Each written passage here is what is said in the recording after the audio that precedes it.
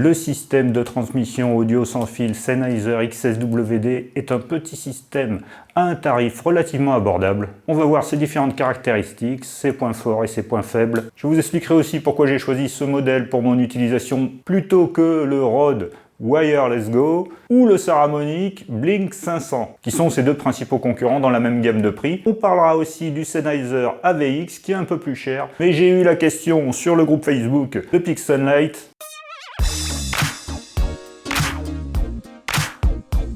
Alors, un système de transmission audio sans fil, à quoi ça sert? Eh bien, c'est d'abord la liberté de bouger, la liberté de montrer un peu plus de l'environnement, la liberté de ne pas avoir des fils qui courent partout sur le setup, il y en a déjà assez pour les éclairages, pour les différents éléments dont on a besoin, les différents matériels. Si on peut éviter quelques fils, c'est que du positif. Donc beaucoup d'avantages pour ces systèmes sans fil. Le système Sennheiser est très simple.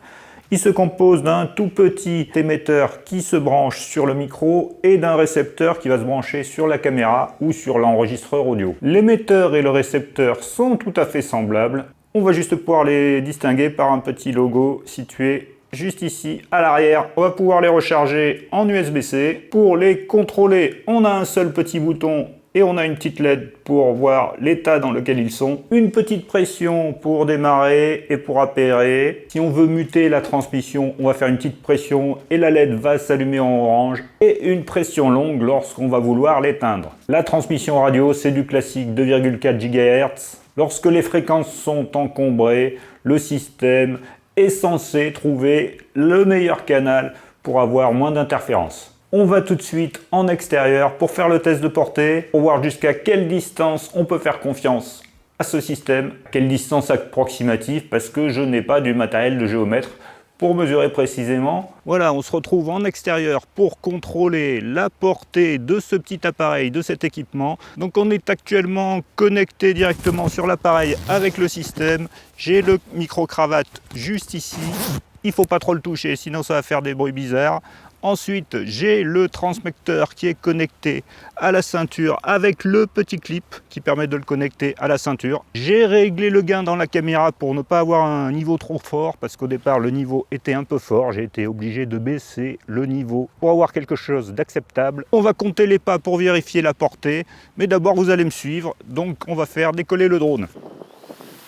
1, 2, 3, 4, 5, 6, 7, 8, 9, 10, 11, 12, 13, 14, 15, 16, 17, 18, 19, 20, 21, 22, 23, 24, 25, 26, 27, 28, 29.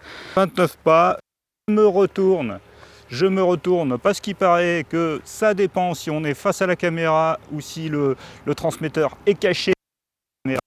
Je me retourne, on va voir si c'est encore possible de capter à 29 pas. Et on continue. 30, 31, 32, 33, 34, 35, 36, 37, 38, 39, 40, 41, 42, 43, 44, 45. Est-ce que c'est encore possible jusqu'à 45 pas de traquer? Ça fait environ une vingtaine de mètres, une trentaine de mètres. J'ai pas sorti mon mètre avec moi. On continue. 46, 47, 48, 49, 50, 51, 52, 53, 54, 55, 56, 57, 58, 59, 60. Voilà, on est à 60 pas. Est-ce qu'on a toujours la connexion sonore? Je ne peux pas le savoir parce que je n'ai pas les écouteurs à distance, malheureusement. Je le saurai quand je verrai l'enregistrement. 61, 62, 63, 64, 65, 66, 67, 68, 69, 70, 71, 72, 73, 74, 15, 76, 77, 78, 79, 80.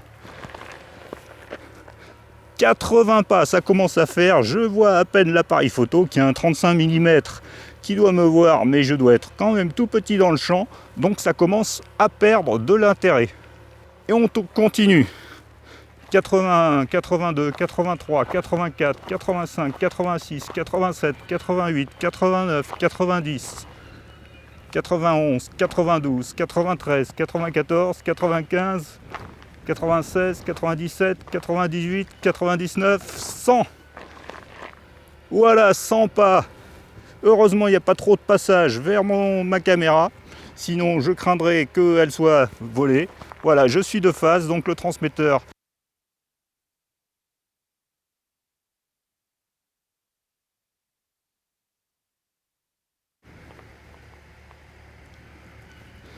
« 101, 102, 103, 104, 105, 106, 107, 108, 109, 110, 112, 112, 113, 114, 115, 116, 117, 118, 119, 120. 120 pas. 121, 122, 123, 124, 125, 126, 127, 128, 129, 130, 131, 132, 133, 134, 135, 136, 137, 138, 139, 140. 140, ça commence à faire une belle distance. On est à plus de 100 mètres de la caméra. L'intérêt de ce genre de transmission devient de plus en plus limité. Voilà, vous avez vu ce test en extérieur. On voit que jusqu'à 20, 30, 40 mètres, on peut facilement se servir de cet équipement si l'émetteur est bien face à la caméra. Eh bien, on va faire un peu le même test dans une pièce comme ça, puisque c'est sans doute les conditions dans lesquelles on va utiliser le plus souvent le système. Si je me tourne, je cache l'émetteur derrière moi et j'espère qu'il n'y a pas de coupure. Si je m'éloigne un peu, que je tourne, que je me mets dans la lumière rouge, que se passe-t-il? L'émetteur est toujours là, je le cache dans ma poche, derrière moi, et j'espère que ça ne coupe pas, parce qu'avec une proximité aussi grande, s'il y a des coupures, ça pourrait être un souci. Parlons de l'autonomie. J'ai testé sur ce Sennheiser XS-WD une autonomie de 5 heures. C'est ce qu'annonce le constructeur. J'ai vérifié dans des conditions d'enregistrement normales. Et au bout de 5 heures, ça a coupé. La petite LED s'allume en rouge. Et on sait qu'on ne va pas avoir beaucoup d'autonomie derrière.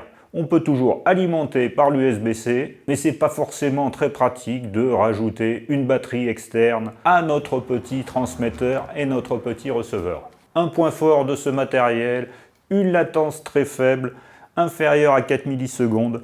Ça, c'est important, ça permet de ne pas avoir de problème de synchronisation lorsque l'on utilise ce système. Autre point fort, sa simplicité d'utilisation, vraiment un bouton, une LED, rien à comprendre, on branche, on appuie, on appaire et on est prêt pour enregistrer. Mais ce système n'est pas parfait, il a quand même quelques inconvénients.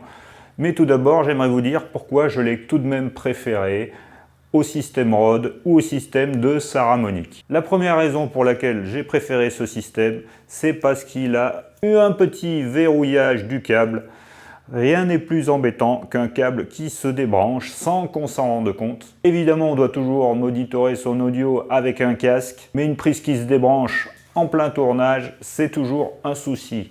Donc ici, on a des petits verrous à la fois sur l'émetteur et sur le récepteur. Et deuxième avantage du système Sennheiser par rapport aux autres systèmes, il est modulaire, on a plusieurs possibilités de branchement. On va avoir des récepteurs et des émetteurs en prise XLR. Là ici pour ce micro-cravate, je suis en jack 3.5. Mais il existe ce même type de modèle en XLR, à la fois pour l'émetteur et pour le récepteur. Si vous avez un enregistreur vidéo avec des connecteurs XLR, vous pouvez avoir un récepteur XLR. Si vous avez des micros avec des connecteurs XLR, vous pouvez avoir un émetteur XLR. Il existe aussi des connecteurs jack pour les instruments de musique, mais là je ne suis pas du tout musicien, donc je ne pourrais pas vous renseigner sur la praticité de ces systèmes. Après tous ces points positifs, il faut bien parler des points négatifs. La première chose, c'est que la batterie est interne et non amovible. Comme sur les smartphones, on a une batterie intégrée à l'appareil. Et la question m'a été posée sur le groupe Facebook, mais je n'ai aucune information sur l'éventualité de pouvoir la faire remplacer par le constructeur. Mais si c'est comme pour les smartphones, souvent ça vaut pas le coup, ça coûte plus cher que le matériel de faire remplacer la batterie. Ensuite, attention, je vous ai parlé de connexion XLR, mais il n'y a pas d'alimentation fantôme qui est fournie par le transmetteur avec cette connexion XLR. Donc ça ne pourra pas marcher pour tous les micros. Autre inconvénient, sur le petit système Rode Wireless Go. le Wireless Go, on a un petit écran. Là, sur le système de Sennheiser, on n'a pas d'écran, on a juste une petite LED pour indiquer l'état. On a quelque chose de très simple, mais on fonctionne vraiment en aveugle. Donc pour tous ceux qui aiment bien avoir plus d'indications, le système Rode est un meilleur choix. Et enfin, l'inconvénient le plus important, à mon avis, c'est l'absence de réglage de gain sur le système de transmission. Donc on va être obligé de régler le niveau sur la caméra. Sur le système Rode, on a un système de réglage de gain, ce qui est très pratique. Ici, on n'en a pas. Et attention, la sortie du système Sennheiser a un volume très haut par défaut. Et justement, moi j'ai testé sur mon Canon, en réglant le gain du préampli de la caméra au minimum, ça fonctionne. Mais certains testeurs disent que sur les appareils Panasonic, sur les GH5 notamment, même en réglant le gain sur la caméra au minimum, on a un risque d'avoir une saturation du signal si on a un volume un peu trop fort dans l'ambiance dans laquelle on est. Alors on a aussi un système moins connu qui est le Saramonic. On les salue si elles nous regardent, Sarah et Monique. Donc le système Saramonic Belling 500 a le gros avantage de pouvoir connecter deux micro-cravates à un seul receveur. Ce qui n'est pas le cas sur le Sennheiser et sur le Rode. Sur le Sennheiser et sur le Rode, on peut connecter un seul micro. Sur le Saramonic, on peut en connecter deux.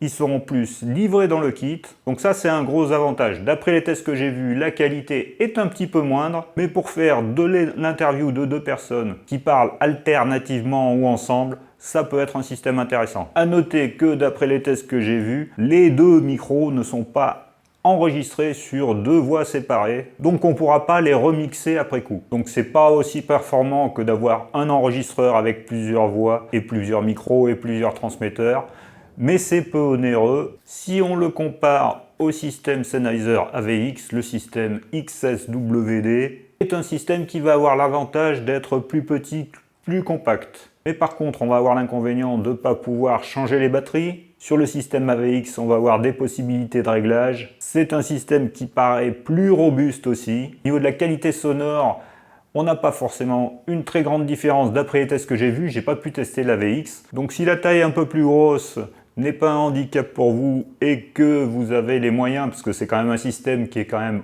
au moins 2 fois plus cher que le système XSW, si vous avez les moyens d'investir dans un système AVX, ça va être un système plus efficace, entre guillemets, plus professionnel. Mais le système XSWD donne une qualité satisfaisante, vous avez pu le constater tout au long de cette vidéo. Et dans le monde des transmetteurs audio sans fil, c'est un système qui reste abordable, même si c'est quand même cher. Alors c'est difficile d'annoncer un prix, puisqu'il y a plein de configurations possibles en fonction de ce que vous voulez. Le récepteur ou l'émetteur avec micro, sans micro, en XLR ou en jack 3.5. C'est pas tout à fait les mêmes tarifs. Je vous mettrai des liens dans la description, vous pourrez aller jeter un œil. Merci d'avoir suivi cette vidéo. Si vous avez des questions, n'hésitez pas à les laisser dans les commentaires. À très bientôt sur la chaîne pour d'autres tests, pour du montage sous DaVinci Resolve. Merci, au revoir.